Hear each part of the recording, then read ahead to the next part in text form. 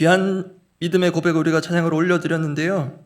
우리가 믿음으로 걸어가야 될 때도 있는데 오늘 말씀을 보시면 멈춰서야 할 때, 믿음으로 끝까지 멈춰서야 할 때가 있는 것도 아시게 될 겁니다. 함께 말씀 보겠습니다. 오늘 살펴볼 말씀은 예레미야 42장 1절에서 14절 말씀입니다.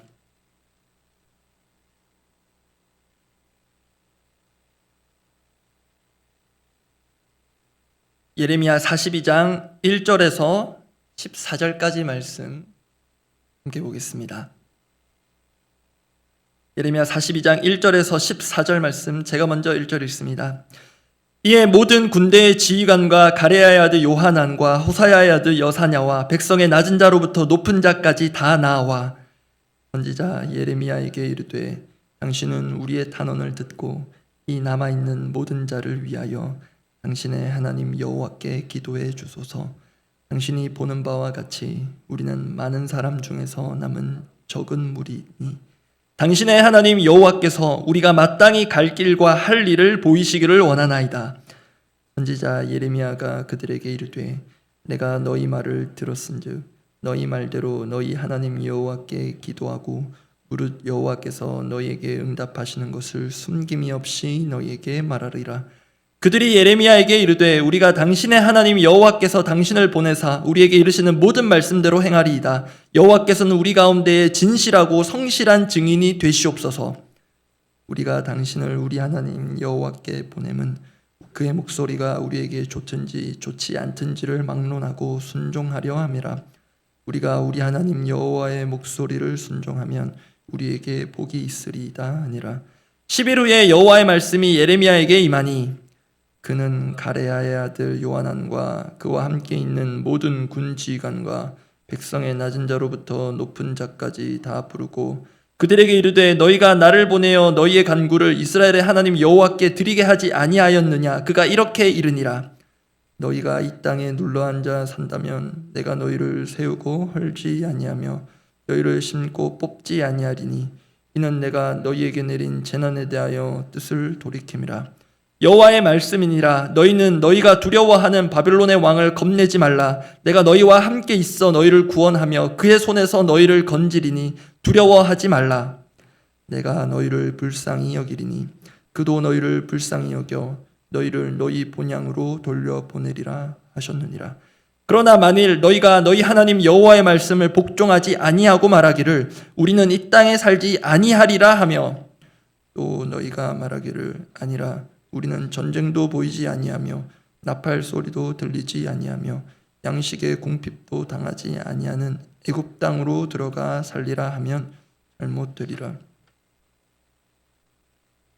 유다 백성들은 예루살렘 함락 이후 또 한 번의 국가적 위기를 겪었습니다. 어제 본문까지의 이야기인데요. 이유는 총독 그다랴가 자신은 물론 온 나라를 위협할 만한 정보를 입수하고도 안일하게 대처한 까닭이었습니다. 그 결과 느다냐의 아들 이스마엘이라는 자에 의해 총독 그다랴는 암살당하고 온 나라가 그의 만행으로 몸살을 앓습니다. 다행히 그다랴 총독의 체제 하에서 처음부터 일관되고 충실하게 제 역할을 해온 가레야의 아들 요하난 그리고 모든 군 지휘관들 덕분에 그나마 사태는 수습되었습니다. 그렇지만 가까스로 회생한 듯한 유다 백성들을 뒤덮은 정서는 안도가 아니라 두려움입니다. 어제 본문 마지막 18절이 그러한 상황과 이유를 단적으로 보여줍니다. 어제 본문 예레미야 41장 18절 제가 읽어드립니다. 이는 느다냐의 아들 이스마엘이 바벨론의 왕이 그 땅을 위임한 아히감의 아들 그다랴를 죽였으므로 그들이 갈대아 사람을 두려워함이었더라. 지금 그들은 사태를 수습하고 남은 유다 백성들입니다.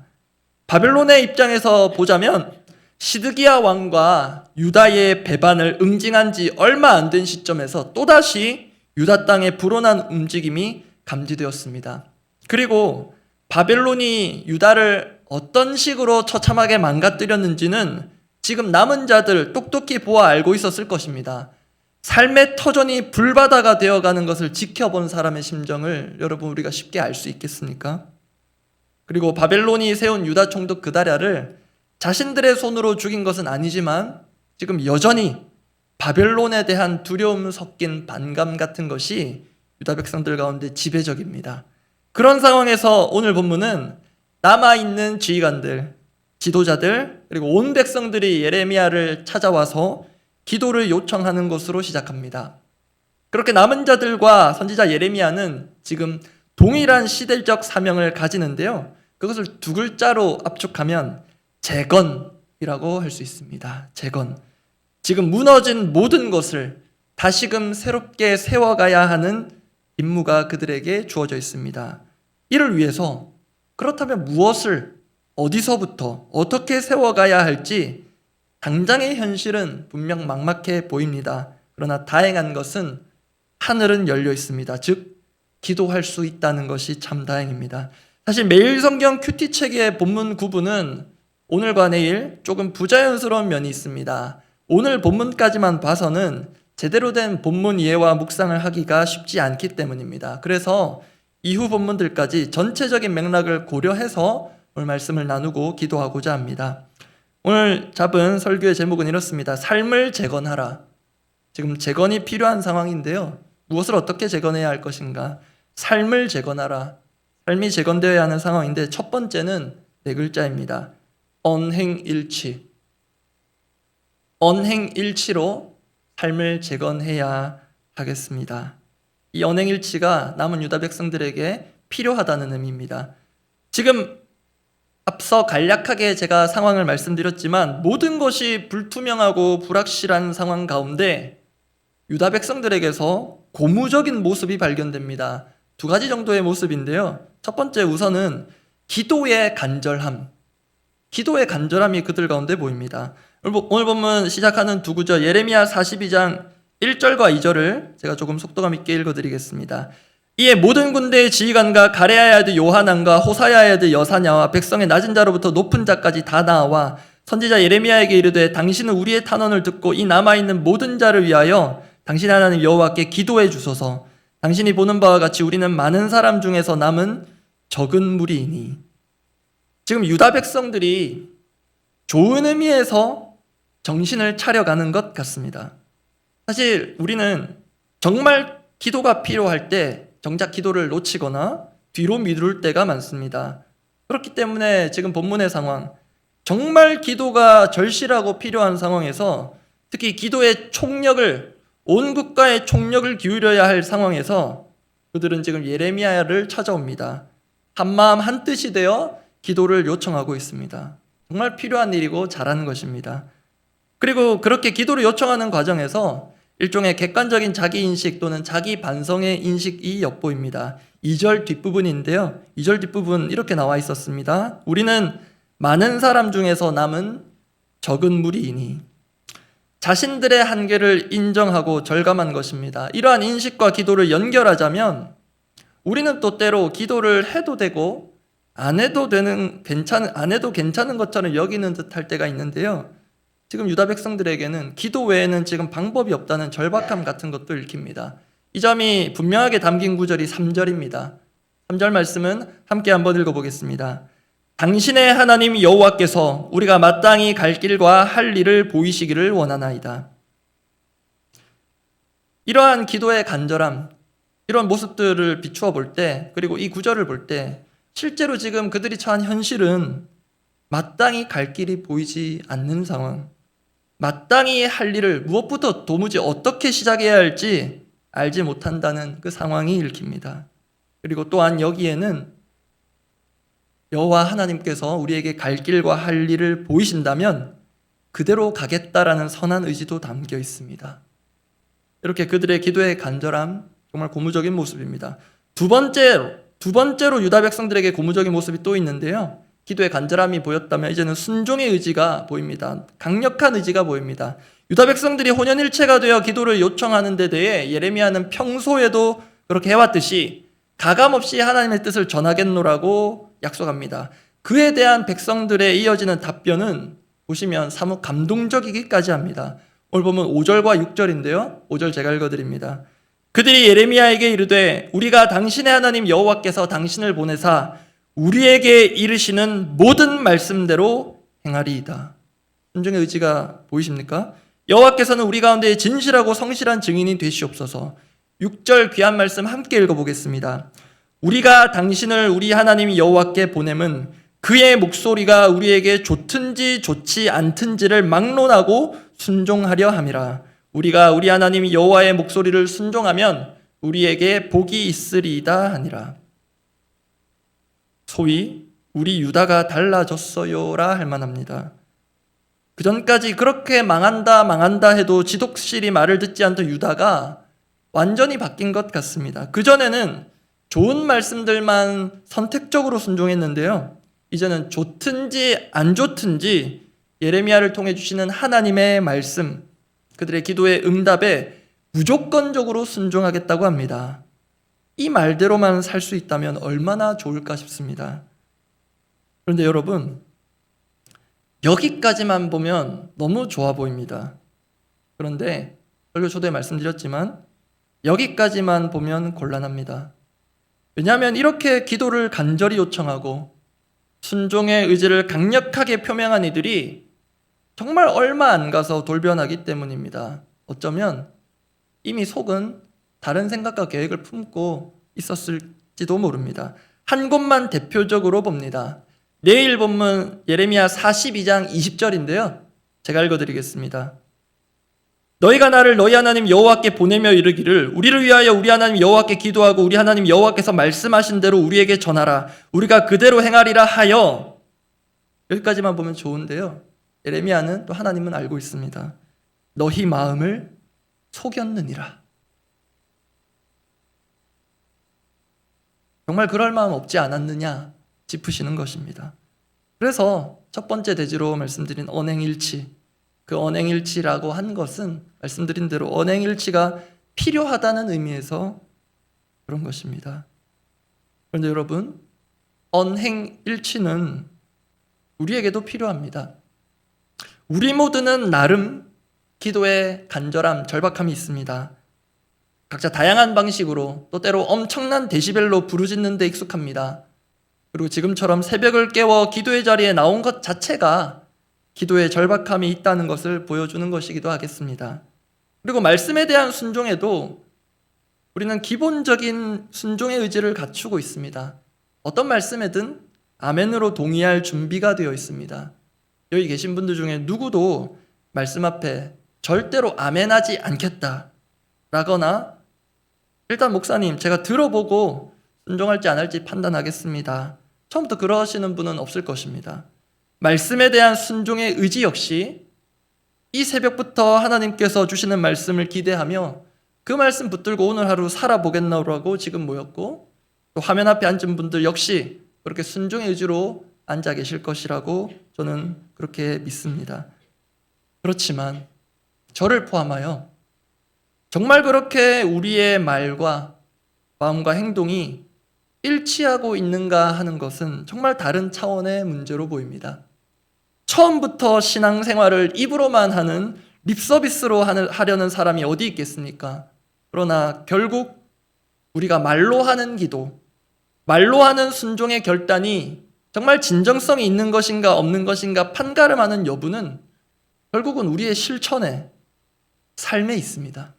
그런 점에서 정말 제대로 된 삶의 재건에 있어서 언행일치라는 것은 필수적인 요소요 작업입니다. 기억합시다. 우리는 신앙생활을 말로만 하지 않고 삶으로 하는 사람들입니다. 우리는 신앙생활을 말로 하지 않고 삶으로 합니다. 삶으로 말하는 사람이 우리 믿는 자들임을 기억하기 원합니다. 두 번째입니다. 삶을 재건하라. 첫 번째가 언행일치였고 두 번째는 신행일치입니다. 신은 믿음을 뜻하는 신자입니다. 신행일치도 삶을 재건하는 과정에 필수적입니다. 우리는 말과 행동이 일치하는 일반적인 수준을 넘어서서 믿음과 행함이 일치해야 하는 믿음의 사람들입니다. 이 점은 본문의 후반부에서 확인이 됩니다. 앞서 유다 백성들의 기도 요청에 대해 오늘 본문 후반부에 예레미야를 통한 응답이 주어지는데요. 그런데 유다 백성들의 입장에서 볼 때 뜻밖의 말씀이 주어집니다. 오늘 보면 10절에서 12절 말씀 제가 속도감 있게 읽어드립니다. 너희가 이 땅에 눌러앉아 산다면, 이것 때문입니다. 너희가 이 땅에 눌러앉아 산다면 이 황폐하고 초토화된 땅에 눌러앉아 살고 싶어하는 사람이 지금 아무도 없습니다. 곧 설명드릴 텐데요. 너희가 이 땅에 눌러앉아 산다면 내가 너희를 세우고 헐지 아니하며 너희를 심고 뽑지 아니하리니 이는 내가 너희에게 내린 재난에 대하여 뜻을 돌이킴이라. 여호와의 말씀이니라. 너희는 너희가 두려워하는 바벨론의 왕을 겁내지 말라. 내가 너희와 함께 있어 너희를 구원하며 그의 손에서 너희를 건지리니 두려워하지 말라. 내가 너희를 불쌍히 여기리니 그도 너희를 불쌍히 여겨 너희를 너희 본향으로 돌려보내리라 하셨느니라. 그러니까 이 땅에 머물러 있으라는 말씀을 이렇게 강력하게 하나님께서 주시는 것입니다. 이 말씀들이 유다 백성들의 입장에서 두 가지 점에서 뜻밖입니다. 하나는 지금 유다 백성들은 기대하지 않았던 말씀을 받았기 때문입니다. 너희가 이 땅에 눌러앉아 산다면, 이게 왜 뜻밖이냐면 지금 이들은 이미 눌러앉아 있지 않고 어딘가로 가려고 하는 상황에서 기도를 요청했기 때문입니다. 그 어딘가는 애굽입니다. 어제 본문 예레미야 41장 17절 제가 읽어드립니다. 애굽으로 가려고 떠나 베들레헴 근처에 있는 게롯기맘에 머물렀으니. 지금 이런 상황에서 예레미야에게 기도 요청을 합니다. 즉 일종의 답정너 같은 모습입니다. 애굽으로 가는 것 정해두고 기도해달라 하고 있는 상황입니다. 그런데 이미 출발하려고 떠났는데 하나님 말씀은 가지 말고 머물라 하십니다. 걸어가세가 아니라 정지하세, 나아가 돌아가세. 그래서 뜻밖입니다. 그리고 또 하나 뜻밖인 것, 이것이 중요합니다. 만일 그렇게 너희가 순종하여 이 땅에 머무른다면, 만약이라도 그렇게 한다면 재건이 약속되는데요, 그 주체가 유다 백성들이 아닙니다. 대제국 바벨론도 아닙니다. 오늘 본문에 반복되는 표현들이 있는데요, 내가 하나님께서 내가 재건해 주겠다 하십니다. 다시 10절에서 12절을 내가에 주목하여서 다시 보겠습니다. 제가 다시 읽어드립니다. 10절부터 읽어드립니다. 너희가 이 땅에 눌러앉아 산다면 내가 너희를 세우고 헐지 아니하며 너희를 심고 뽑지 아니하리니 이는 내가 너희에게 내린 재난에 대하여 뜻을 돌이킴이라. 여호와의 말씀이니라. 너희는 너희가 두려워하는 바벨론의 왕을 겁내지 말라. 내가 너희와 함께 있어 너희를 구원하며 그의 손에서 너희를 건지리니 두려워하지 말라. 내가 너희를 불쌍히 여기리니 그도 너희를 불쌍히 여겨 너희를 너희 본향으로 돌려보내니라 하셨느니라. 특히 이 중에서 11절에 있는 내가는 히브리 문법상 굳이 써도 안 써도 괜찮은, 생략해도 되는 나라고 하는 문법적인 요소로 인칭 대명사를 추가로 쓴 것입니다. 즉 지금 이 말씀들 가운데 방점이, 문장의 강조점이 내가에 있다는 것입니다. 너희는 머물러 있어라. 머물러 있기만 하면 내가 세우고 내가 심을 것이고 내가 뜻을 돌이켜서 그렇게 가능한 것이야. 내가 함께 있어 줄게. 내가 구원할 거야. 내가 건져줄 거야. 내가 불쌍히 여겨서 내가 돌려보낼 거야. 겉으로 보면 바벨론이 돌려보내주는 것 같지만 내가 돌려보낼 것이기에 그것은 가능한 것이야. 내가 재건해 줄게. 그러니 남아있기만 하렴. 어떤 면에서 유다 백성들이 할 일은 없다고 해도 과언이 아닙니다. 이 정도면. 그래서 재건에 필요한 우리의 믿음이란 하나님께서 나를 위해 무너진 내 인생을 다시 세우는 그 일을 나를 위해, 심지어 나를 대신하여 하나님께서 하시는 역사를 믿는 것, 그것이 우리에게 필요한 믿음입니다. 그래서 신행일치가 필요합니다. 우리가 믿으면, 믿고 머물러 있으면 아무 일도 일어나지 않을 것 같지만 실은 아무도 할 수 없는 일을 하나님이 하십니다. 그런데 이 신행일치가 참 어렵습니다. 왜 어려운가? 앞서 언행일치가 어려운 것과 거의 마찬가지로 내 계획과 내 의지에 반하는 말씀이 주어질 때가 있기 때문입니다. 이미 유다 백성들 내에 자리매김한 애굽을 향한 의지와 계획을 하나님께서 모르실 리가 없습니다. 그것은 오늘 본문에도 확인됩니다. 오늘 본문 뒷부분 13절 14절입니다. 13절 제가 읽어드립니다. 그러나 만일 너희가 너희 하나님 여호와의 말씀을 복종하지 아니하고 말하기를 우리는 이 땅에 살지 아니하리라 하며, 이미 이런 여론과 정서 분위기가 있었다는 것입니다. 14절은 함께 읽어보겠습니다. 또 너희가 말하기를 아니라 우리는 전쟁도 보이지 아니하며 나팔 소리도 들리지 아니하며 양식의 궁핍도 당하지 아니하는 애굽 땅으로 들어가 살리라 하면 잘못되리라. 지금 하나님의 대안적 약속과 그리고 유다 백성들이 세운 대안적인 계획이 선명하게 대조되는 지점이 보입니다. 유다 백성들은 애굽으로 가겠다, 그래야 살겠다, 그런 계획을 세우는데 거기 역시 내가가 방점입니다. 우리가 그렇게 하겠다는 것입니다. 그러면 우리가 살겠다는 것입니다. 단 문제는 하나님을 배제한 듯한 내가입니다. 내가 알아서 할게요. 내가 생각한 대로, 내가 계획한 대로, 내가 지상 파라다이스로 여기고 있는 애굽으로 가기만 하면 모든 것이 정상을 되찾을 것 같더니 그렇게 하나님이 아니라 내가 뜻한 대로 해보겠다는 것입니다. 이것이 우리의 신행일치가 아니라 신행불일치를 가져오는 지독한 나 중심성입니다. 말씀을 정리합니다. 유다 백성들과 상황은 다르지만 우리의 삶도 어떤 면에서는 매일 새롭게 세워져 가야 할, 재건되어야 할 그런 영역들과 필요들이 있을 것입니다. 두 가지 기억합시다. 언행일치 그리고 신행일치. 어쩌면 신행일치라는 것, 믿음을 논하기 전에 사람 사는 세상 수준에서 언행일치만 제대로 되어도, 내가 결단하고 고백한 대로 그대로만 살아도 신행일치는 자연스럽게 따라오지 않을까 하는 생각조차도 듭니다. 저도 그렇고 지금껏 정말 쏟아내었다고 할 만큼 무수한 기도들, 결단들, 고백 같은 것들이 삶으로 이행되지 않아 공허한 메아리처럼 이 공간을, 우리의 삶의 공간들을 채우고 있는 것은 아닌지 겸허하게 돌아보는 이 새벽이 되기를 원합니다. 기도하겠습니다. 오늘 보면 예레미야 42장 6절 말씀, 전체 맥락을 보면 좋게만 볼 수 없는 립서비스 같은 말이 되어버렸지만 그래도 이 말씀 자체만 보면 우리가 여기에 마음을 싣고 영혼을 실을 만한 정말로 귀한 고백이기도 합니다. 제가 그런 고백이 되기를 바라는 마음에서 대표해서 이 말씀 읽어드립니다. 예레미야 42장 6절입니다. 우리가 당신을 우리 하나님 여호와께 보냄은 그의 목소리가 우리에게 좋든지 좋지 않든지를 막론하고 순종하려 함이라. 그의 목소리가 우리에게 좋든지 좋지 않든지를 막론하고 순종하려 함이라. 우리가 우리 하나님 여호와의 목소리를 순종하면 우리에게 복이 있으리이다 아니라. 그래서 우리의 기도 제목은 이렇습니다. 어떻게 하면 복을 받는지 지금 알려주셨습니다. 우리도 모르는 바는 아닙니다. 그러나 실제 삶의 영역에서는 하나님 말씀대로 살면 복을 받지 못할 것 같은 위기감이 있습니다.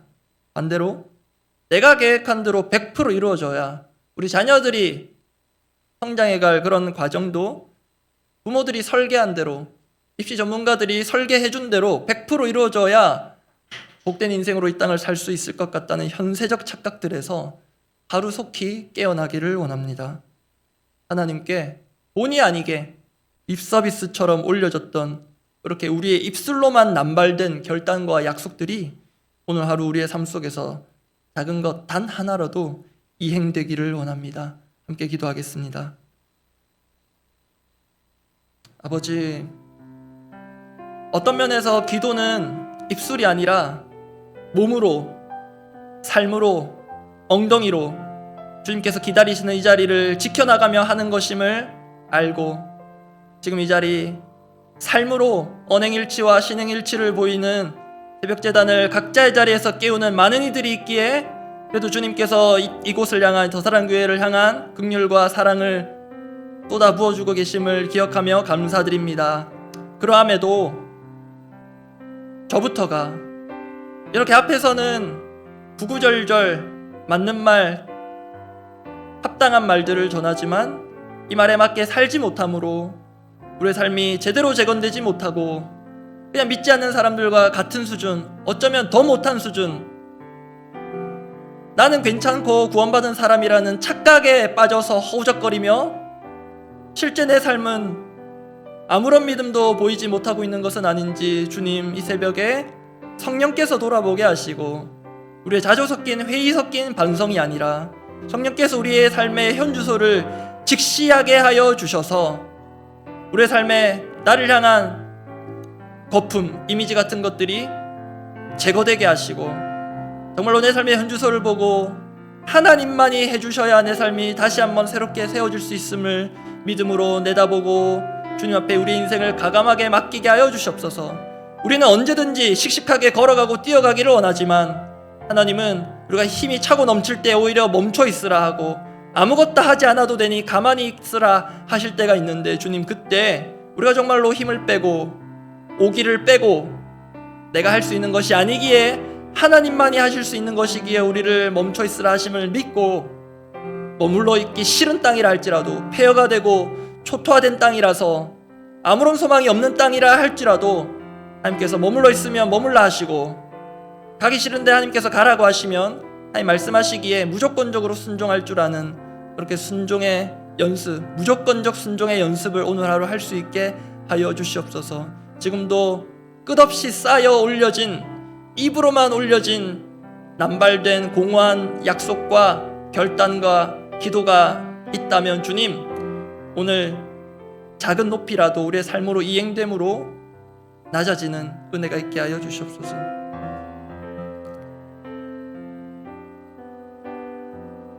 우리 공동의 기도 제목을 두고 기도하겠습니다.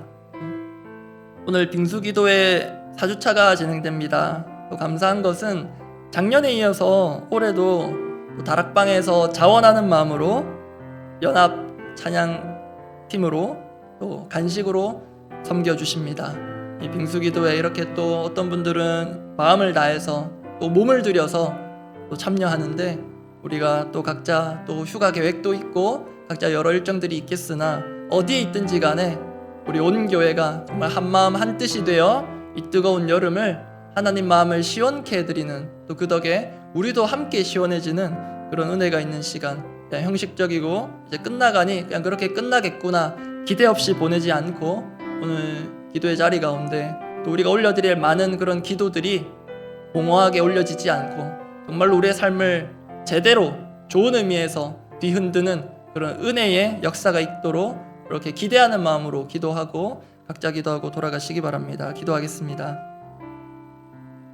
하나님, 사실 우리가 기도하면서도 아무런 기대 없이 이 기도가 이루어질 것이라는 그런 믿음 없이 기도할 때가 얼마나 많은지 모릅니다. 주님, 이 빙수기도회가 벌써 4주차가 되었는데 정말로 이 빙수기도의 이름과 그 말씀 구절에 걸맞게 하나님의 마음을 시원케 해드리고 있는지 또 그와 더불어 우리의 마음과 영혼은 정말로 상쾌해지고 있는지 돌아보며 주님 우리가 여기에 정말로 마음과 우리 영혼을 싣기를 원합니다. 그냥 의뢰하는 것이기에 하는 정도로 그렇게 형식적으로 지나가는 것이라면 얼마나 우리 하나님, 우리의 속내를 다 아시는 하나님, 우리의 중심을 보시는 하나님, 얼마나 그 마음이 아프고 쓰리실지를 헤아리게 하시고 하나님의 마음을 시원케 해드리기 전에 하나님의 마음을 아프게 해왔던 것들을 돌아보게 하사 하나님 주님의 마음을 온전히 헤아리는 그런 정말로 철든 하나님의 자녀들 되게 하사 주님 오늘 빙수기대 4주차 참석이 많든 적든 상관없이 정말로 모인 자들이 단 한 사람이라도 정말로 주님께서 무슨 말씀을 주시든지 좋든 좋지 않든지 순종하고 그렇게 기도하고 그것이 기도의 응답으로 알고 믿고 받겠다는 그런 믿음의 진일보가 있게 하여 주시옵소서. 그리고 특별한 섬김으로 올해도 섬기는 다락방과 우리 순원분들 모두가 휴가를 떠나는 이때 그것도 정리하고 조정하고 이렇게 섬기는 것일 텐데 하나님 특별한 복 주시고 하나님께서 주신 마음을 그렇게 몸으로 이행하는 그렇게 언행일치와 신행일치의 삶을 보이는 이들을 통해 우리 모든 성도와 또 이 나라와 또 이 지역이 선한 영향력 가운데 살아가도록 역사하여 주시옵소서.